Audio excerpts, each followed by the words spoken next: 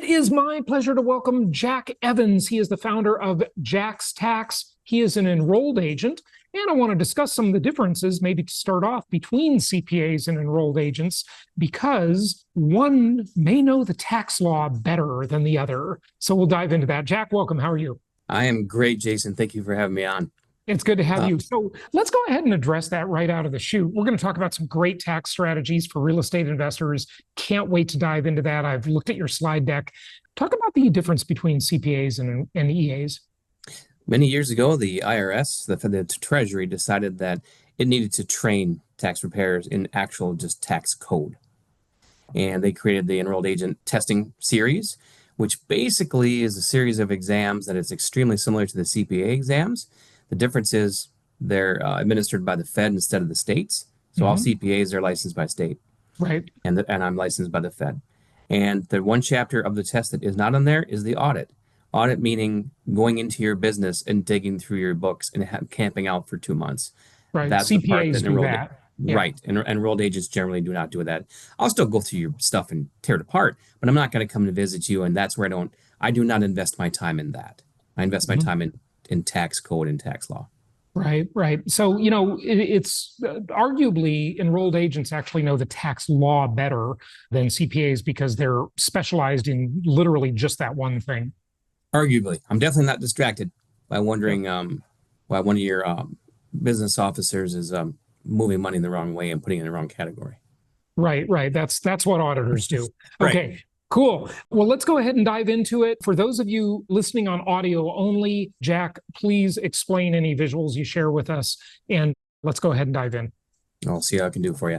Yeah, Jack Evans from Jack's Tax, and the kind of how I look at this is I am a real estate investor myself. I've got multiple single-family rentals in multiple states for different reasons, and I just kind of go where my dollar and my real estate's treated the best, and I attempt to keep moving with that and stay abreast of that. And today we're going to talk about depreciation a bit. Some of you guys have read the Rich Dad, Poor Dad and things like that. And he kind of lays a very loose framework about how this all works. But depreciation is the shadow of savings. So basically you have your asset depreciated over 27 and a half years. These are all just for long-term rentals, by the way. And long-term rentals are able to, they are considered passive. You got to keep that in mind.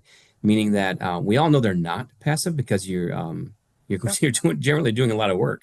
Yeah. Well, nothing is passive. I always argue that there's no such thing as a passive investment. But as the classification, the IRS calls this passive income rather than active income. And so you get to depreciate it, the structure, over 27.5 years, commercial real estate 39 years. And I always say, Jack, that depreciation is the holy grail of tax benefits. It is the best tax benefit going because if you want any other tax benefit, you pretty much have to write a check, donate some money to charity, expand your business if you have a business, and then you'll get a deduction. But here you get a deduction when the property could be performing great. You could be making money and still report a tax loss to the IRS. It's just a fantastic thing. It does. It reduces today money. And I'm going to clarify what I mean by that in a little while, but it reduces today money. You're deferring paying on that depending on how you want to do this. And this is really all about your investing strategy and how long you want to hold things. And the other caveat to bring up are short-term rentals. We're not going to go into detail, but basically short-term rentals are 7-day average stay annualized over the year. And material participation tests, all kinds of fun stuff. Basically, you are now running a hotel. We are not talking about that today necessarily. I'll touch on it just a little bit, but overall, running a hotel is active income according to the IRS, right? Yes. That's the distinction. Yep. And those assets are now depreciated at 39 years like any other commercial property. That's where bonus depreciation becomes something that you could take against other income, but that's a different part here. And that's kind of the difference is average stay. Today we're talking about long-term rentals, and if anybody wants a further discussion on that, they can follow up with me and book an appointment and chat with me a little bit. So again, we just talked about that 27 and a half years, and that's over the building itself. You got to take out the land. You say, oh, I don't know how much land's worth, but you can simply go to the county and come up with your own number that's logical. Yeah. In other words, the tax assessor tells you their opinion of the allocation between land and improvement. In most of our markets, because we like these markets that have pretty cheap land where the house prices are lower, the rent to value ratios are better for the owner, and they're more linear markets, you're typically going to see about 80% improvement, 20% land. But if you're in Tracks a about right. price Yeah, that market, tracks about right. yeah, And that's if you're but not, just if take a you're look in at a, it. if Yeah. you're in a high price market, that could flip, and it could be the opposite. So it depends where the property is. This can get a little sticky with condos and things like that, but that's to be determined with you and your tax pro. Right. So you take out that. So if you got a $500,000 purchase, only $400,000 going to be depreciated, for example, and just as a simple way to think about it. The issue is what you're depreciating are the integral parts, room additions, the sticks and the sheetrock and the roof. That's what we're depreciating, and HVAC and everything. And so at some point, we're going to talk about cost seg studies and everything. But those are really going to be kind of issues that we're going to talk about in a few seconds. But overall, everything that's not the core of it, of the shell, is all part of this 27.5 year deal. And so if mathematically thinking, it doesn't sound sexy to be at 27.5 years, but it beats the hell out of the 39 years. So just don't sweat that part. But we'll get into that in a few seconds. Here's an example. $500,000 purchase, lands 100, so you depreciate 400 grand. And that 27.5 years, that's potentially 14,500 off of your gains on your income on that one, just to give it a really simplified way of looking at that. Okay, so just to recap, it's a $500,000 property in this example. Right. 400,000 is improvement value, and that's depreciable over 27.5 years. Correct. And that gives us a potential, and I want to say that potential tax benefit of just over 14,500 per year. Right. Per full year. Keep that cash write-off. It's the holy grail of write-offs if you can get it, because it's a non-cash write-off. And that's per full year. So if you bought it in May, don't talk to me about how it's not the full 14.5. But that's the full year number on that, just to kind of get an idea of how to simplify it a little bit. Now, you're limited 25 grand a year, generally speaking, against other passive income. But the point is, if you have a nice portfolio of long-term rentals, over time, some are going to start making money, and they're going to offset each other nicely and really bounce some more expensive ones against some cheaper ones. And just be really smart about this. And any amounts of money, so you have certain AGI, you don't get to take all your money current year.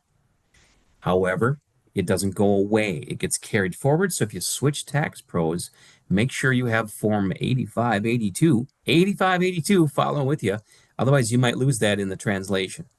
So eventually, you will always get this caught up, especially if you liquidate the property. But it's also against other passive income, other styles of income you have going on. So you eventually will use this up. But my point is, you're capped a little bit because these are long-term rentals, but the benefit holds. And the benefit bounces against other rentals, other long-term rentals, other passive income. So keep that in mind. You may not win today, but you're going to win situation. Cost seg studies. A lot of people are hyping about this these days. I don't recommend using cost seg studies in long-term rentals, depending on what you're going to pay. I know Jason has some resources to get it reasonably done. But the bottom line is that you're going to take assets that are 15 years and newer.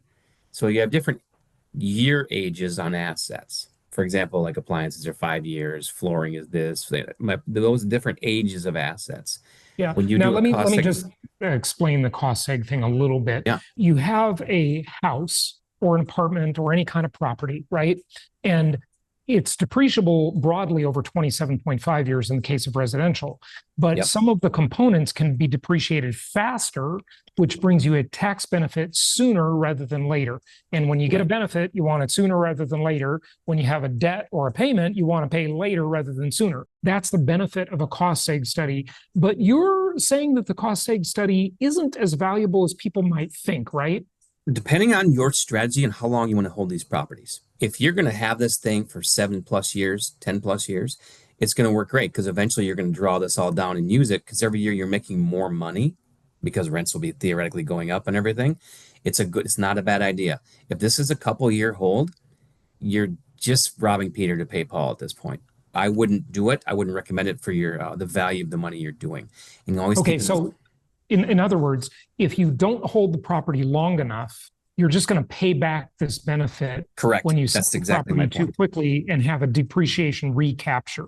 Yes. because you pulled those benefits forward. For us, the vast majority of our listeners are buy and hold long-term investors. And so Right. this would be a benefit to them, right? And I like how you said that, Jason. But the thing is, everybody that has multiple properties has a different mental life expectancy for each property.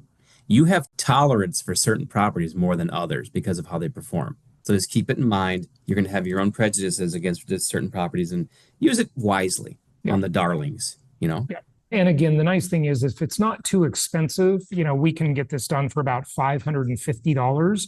Right. So, it's certainly worth exploring. And so many of the ones and so many of the promoters out there are charging you significantly more than that. Oh, yeah. Yeah. And Thousands and thousands of dollars. the value you're going to get is just, to me, there's a cost benefit analysis you need to do. By the way, those are the ones that do get to qualify under the short-term rental loophole that they call it. That's a whole separate conversation and a very detailed one. You're going to have material participation. There are rules for this I can go over personally with people to see if it really works, or be a real estate professional. And the key of the matter is these are very case sensitive to being specific to what you want to do. And I don't know about you, but I'm not a short-term rental fan immediately in this day and age right now. Yeah, I agree. Maybe it'll come back soon enough. Yeah. If anything, I'm advocating to pick some of these up as long terms if you can get them on the cheap. But that's just Yeah. me talking.